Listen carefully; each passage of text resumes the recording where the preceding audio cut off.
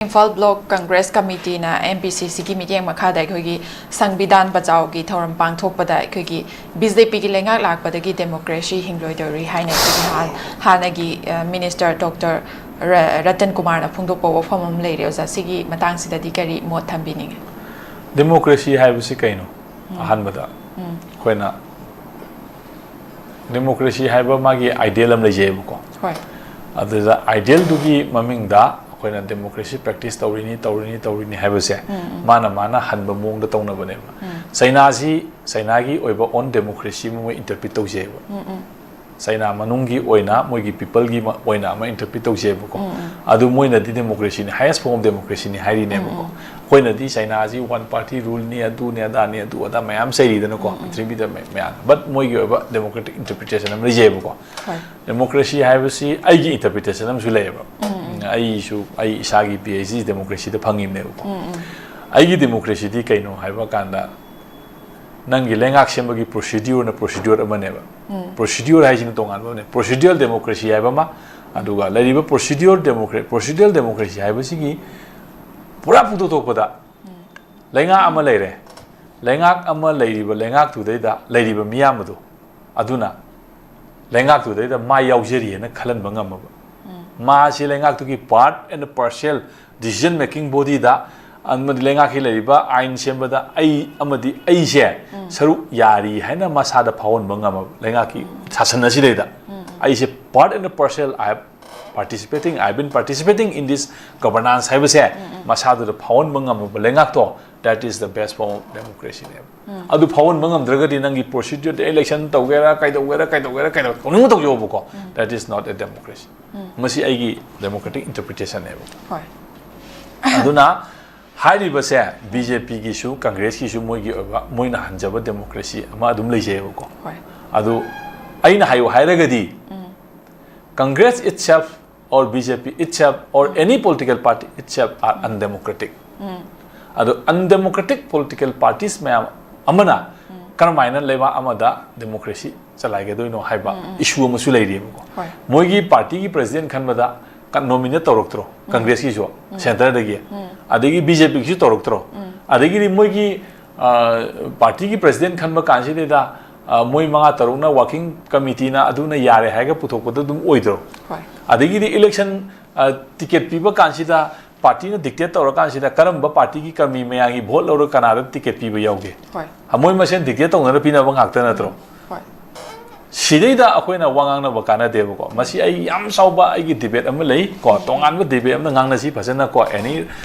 Tamo Ratan Kumar oigera Tamo Biren oigera le jana ko Jaibo bi oigera kari oigera anything whatever even like Indian democracy itself haibase undemocratic political party singshina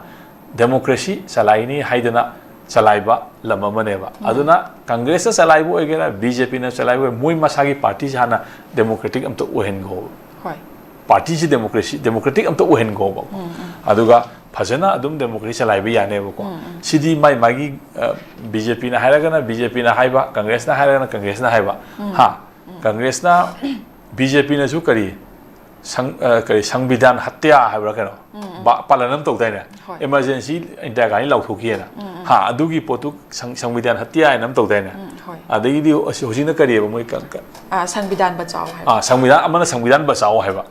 amana Sangbidan hatokre haire Congress na amana Sangbidan Bachao haire Sangbidan kan loina ko asidi moi mogi oiba stand ma haina bai wane puthokoi wane ko adala luridi people sina kari khallige de moi amtana naina banate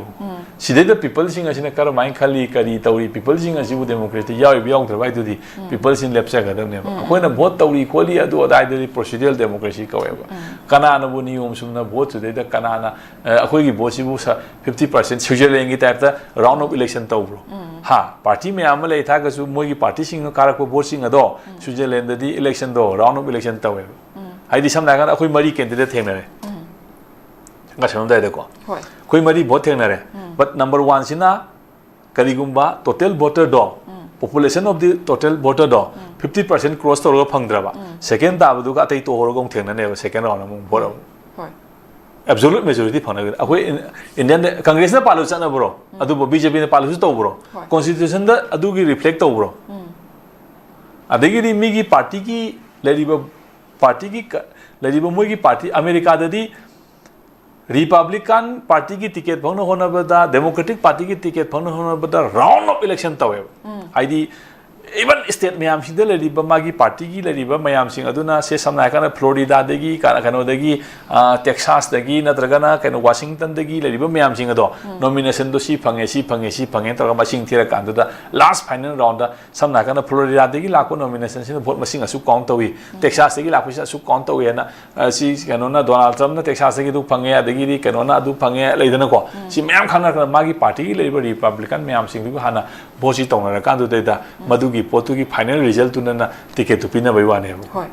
India lu ko bro Narendra Modi na yare hai sai dei kai no khang de government party yaw ri khang de yaw thi khang de to ma to long na phusel la kan da to re MP chana jaw ma khal le hai de ma si bu kari dem asu sona kan ju congress su ngaw kai no adu to mem to gre bu ko si bu karai de democracy no si di moi ma sengi wari ne ba Indian democracy si moi na pa hai bo ni largest democracy in the world guy ne ko one of the largest hai da moni one of the largest democracy I mean mi ya bai hai je bne population si China de henga kre ko aduna democracy practice to ri hai da one of the largest hai je bai wani but democratic magi lai spirit ai tare ko democratic spirit adudi madudi ka shu lai bana te bo people sing asi da bureaucrat sing asam sauri si di bureaucrat mayam sina su yamna people si usitri si di si democracy lai bagi khudam lo sigi pot mayam sing asa masi akoi nei na bam sangi si yam chaw topic ni nei na ba daka oide masi nei na ba kan si da akoi ai sana phangiba PhD su democracy da phangjabane bai gi political democracy da ko aduna sai area si di yamna akupa mayam leikre masi gi local gi kari gi mayam leikre ko si naina ba group ki interpretation gi athat interpret tawbe ya ba mayam leikre aduna sai matang da di moi masen political gi no to no haina bai wani people da haina bai wani han bada ai isa se hana democratic webam sange ai isa se hana democratic webam sange India da di democracy ki revolution ama wali sungtong tong dan lai bogum ne moina di pa haibo ne panchayat ki election tawre adu tawre level 500 people ki voters ki representative lai ga haibo wane bo sidi sibu kari ko wi haibo kanda koina procedural democracy ko procedure da di to adum to election tawri du tawri haibo ko adu ga spirit da di yaw da ana spirit and the procedure ani se punna matching wara kan da neba public democracy ma haina lakadori se ko aduna haiba positive moi masil haina bwani sambidan hatya haina kanona su tawre BJP na su tawre sona kanda congress su sambidan basao na tawre adu di moi masengi stance sam loi puthong na ri bu ko haiba singa do moi masengi stance sam loi puthong na ri masidi aigi oiba BJP ki su na te congress na se de ko samba sum magi academic intervention ama academic perception ama agi stance ama thamjabai wane bu ana lariba me apuna makse akoi loina haiba me chaba democratic spirit to the lakpiyo ko amasu ko man India da pa haiba election tawre adu tawre na sum poktok to wane bu ko aduna sigi pot me am singa se mayama adum lakini aduna democracy ki di India da chauba revolution ama wali ba ko maram ni masida caste politics lady casteism lady ko adi mayam lady ba ko si mayam sing se loi mu root out to gum sange ba adigi di democracy da party democracy le ta ga ju party ki responsibility karai bo no government da kayam intervention to be kayam leidana ko adi party du kayam democratic ore high wena singo mayam singa se machine na ba yam sauna madu puna mokte constitution da reflector ka doine ba constitution za na yam marik chomba sigi site to ana topic amada naina rasuloi ba naira roi makata na to pam da lakchage za khoi hojik se